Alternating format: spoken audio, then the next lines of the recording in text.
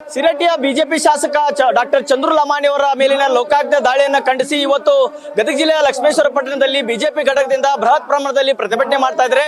ಈಗ ನಾ ಇದೇ ಸ್ಥಳದಲ್ಲಿ ಇದೀನಿ, ನೋಡ್ತಾ ಇರಬಹುದು ಯಾವ ರೀತಿಯಾಗಿ ಪ್ರತಿಭಟನೆ ನಡೀತಾ ಇದೆ ಅನ್ನುವಂಥದ್ದನ್ನ.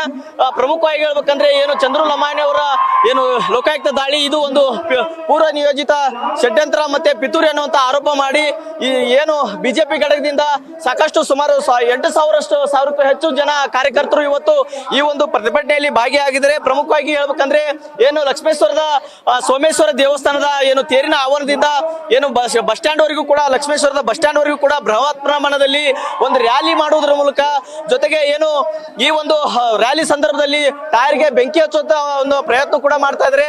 ಜೊತೆಗೆ ಸಾಕಷ್ಟು ಪೊಲೀಸರು ಕೂಡ ಈ ಒಂದು ಬೆಂಕಿ ಏನು ಪ್ರತಿಭಟನೆಯನ್ನು ಕೂಡ ಏನು ಹತೋಟಿಗೆ ತರುವಂತ ಪ್ರಯತ್ನ ಮಾಡ್ತಾರೆ. ಈಗಾಗಲೇ ಏನು ಇವತ್ತು ಏನು ಬಸ್ ಸ್ಟ್ಯಾಂಡ್ ಸ್ಥಳದಲ್ಲಿ ಬೃಹತ್ ಪ್ರಮಾಣದಲ್ಲಿ ಒಂದು ರಸ್ತೆಯನ್ನ ಬಂದ್ ಮಾಡಿ ಪ್ರತಿಭಟನೆ ಕೂಡ ಆಕ್ರೋಶವನ್ನು ಕೂಡ ವ್ಯಕ್ತಪಡ್ತಾರೆ. ಹೀಗಾಗಿ ಏನು ಬಿಜೆಪಿಯ ಮುಖಂಡರಾಗಿರುವಂತಹ ಶಂಕರ್ ಮರಾಠೆ ಅವರು ಕೂಡ ನಮ್ಮ ಜೊತೆಗಿದ್ದಾರೆ, ಅವ್ರನ್ನು ಕೂಡ ಮಾತಾಡ್ತಾ ಹೋಗ್ತೀನಿ.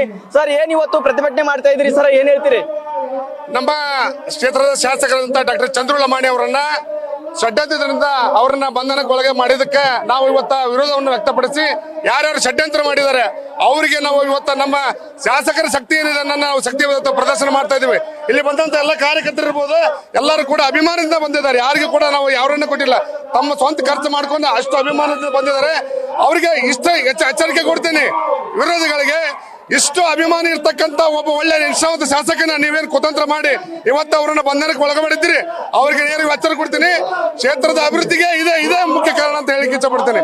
ನೀವೇನ ಮಾಡಿರ್ಬೋದು ಇವತ್ತು, ಅದು ನಡೆಯಲ್ಲ ಅಂತ ನಾನು ಇನ್ನೊಂದು ಎಚ್ಚರಿಕೆ ಕೊಡ್ತೀನಿ. ಈಗ ನಿನ್ನೆ ಕಾಂಗ್ರೆಸ್ನವರು ಕೂಡ ಪ್ರತಿಭಟನೆ ಮಾಡಿದ್ರು, ಅವ್ರ ಶಾಸಕ ಸ್ಥಾನ ರದ್ದು ಆಗ್ಬೇಕಂತೇಳಿ. ಇವತ್ತು ನೀವು ಪ್ರತಿರೋಧವಾಗಿ ಇವತ್ತು ಬಿಜೆಪಿ ಘಟಕದಿಂದ ಸಾಕಷ್ಟು ಜನರು ಕೂಡ ಪ್ರತಿಭಟನೆ ಮಾಡ್ತಾ ಇದ್ರಿ. ಈ ಒಂದು ಪ್ರತಿಭಟನೆ ಹಿನ್ನೆಲೆಯಲ್ಲಿ ಏನು ಈಗಾಗಲೇ ಕಾಂಗ್ರೆಸ್ನವರು ಹೇಳ್ತಾ ಇದ್ರೆ ನಮ್ಮ ಕೈವಾಡ ಏನೂ ಇಲ್ಲ ಅಂತ ಹೇಳಿ, ಏನ್ ಹೇಳ್ತೀರಿ ಇದ್ರ ಬಗ್ಗೆ? ಅವರು ತಮ್ಮ ತಪ್ಪನ್ನ ಮುಚ್ಕೊಳ್ಳಕ್ಕೆ ಮತ್ತೆ ಏನಾದ್ರು ಹೇಳ್ಬೋದು, ನಾವು ಅದನ್ನ ಕೇಳ್ಬೇಕಾಗಿಲ್ಲ.